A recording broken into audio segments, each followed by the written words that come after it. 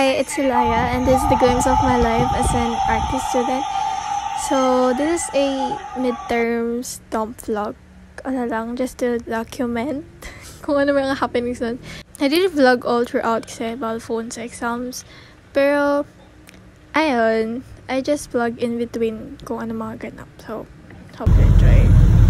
So, rate na lang natin mga exam. Surveying, 9.5/10. Sobrang simple lang kasi nag-review ako panis. And then, contempt, 7/10. Ang hirap niya, te. Ang hirap pa ng mga choices. Kakapatid. BT drafting exam. I don't know kung anong oras kami nagsimula dito. Kung 1 hanggang 5 yata. Dapat 4. Pero na-extend na. So, yan. Rate ko siya ng 8.5. Hindi ko siya natapos. Wala ako ng isa, yung closet detail. Pero wala ng time. Ubus ng time ko sa elevation. So, yun. Thursday, ARD exam. Drafting ulit. It's overtime. Mentally exhausting kasi 8 AM to 4 PM. And bano pa ako mag-perspective. And kami nagplano dun sa floor plan, which is a convenience store. Kadaming ginawa. Buti nga nakakain pa ako. And medyo mabilis na akong gumawa. So, yun.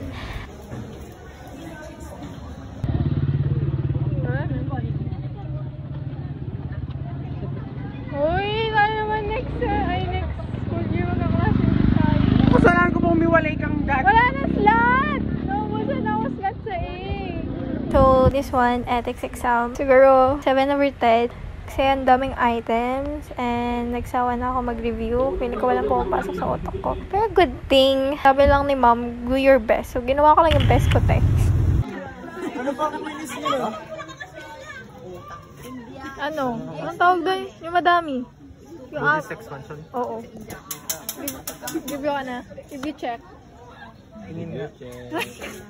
Review check, gawin din. Nag-review ka na. Oo. Wala review ka na. Sa India ang tawag dun sa... Pasok pa kayo next week? Sorry, nag-review na. Hindi. Meron. Ngayon, wag na tayo mag-review. So, ito na yung final exam namin, which is HOA and ATD Tropical Design. Sabay-sabay lahat ng second years, naka-organize lang. Iba-iba yung kasama mo sa mga rooms. So, yun. Ang hirap ng HOA, te. 6/10. Nung una, nagda-doubt ako. Kala ko bagsak ako. Pero I finally got my results and it's 42/60. Pasado tayo, guys. Thank you, Lord. And, ang dami kasing reviewin. Hindi man ako kapag-review na maayos. As in, yung review talaga na alam kong memorize ko. Ganun. No. Like, parang binasa ko lang. And yun. Praise the Lord, pasado naman. Kasi ang daming bumagsak sa amin na unti lang yung mga pumasa. As in, naka-red marks yung mga bumagsak. So, yun. Next is ATD. Yun talaga, na-review ko siya na maayos. Kasi unti lang yung lessons doon. 3 lang. And 9/10. Kuha ko lahat. Charot. Di ko sure. Pero mataas naman siguro score ko. Akala ko guys. Charot.